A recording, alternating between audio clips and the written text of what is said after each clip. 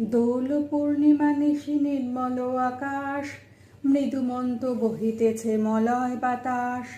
লক্ষ্মীরে লইয়া বামে বসে নারায়ণ, করিতেছে নানা কথা সুখে আলাপন।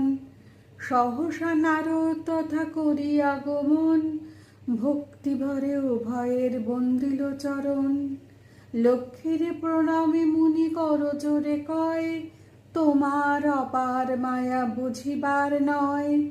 কভু নাহি বাস মাগো করো এক স্থানে, চঞ্চলা তোমাকে তাই বলে সর্বজনে। এক স্থানে দেখি নাই কভু তব স্থিতি, হেতা হোতা করি মাগো ফিরি নীতি নীতি। মর্তবাসী হাহাকার করে তোমা বিনে, মা হয়ে পাষাণী হয়ে সহিছে কেমনে। মর্তবাসী দ্বারে দ্বারে ভিক্ষা করি খায়, অর্থহীন হয়ে সবে কত কষ্ট পায়। অন্নাভাবে প্রতিদিন কত পাপ করে, পরিণামে নিদারুণ দুঃখ ভোগ করে। চারিদিকে হাহাকার দুর্ভিক্ষ ভীষণ, অকালেতে যায় সবে সমন গমন। দয়া মায়া স্নেহ আদি করি পরিহার, সবাকার সাথে কর নিষ্ঠুর আচার। দেখিয়া তাদের দুঃখ হিয়া ফেটে যায়, প্রতিকার তবে মাগো এসেছি হেতায়। কেহ বা প্রাণের সমপুত্র কন্যাগণে, করিতেছে পরিত্যাগ অন্যের কারণে।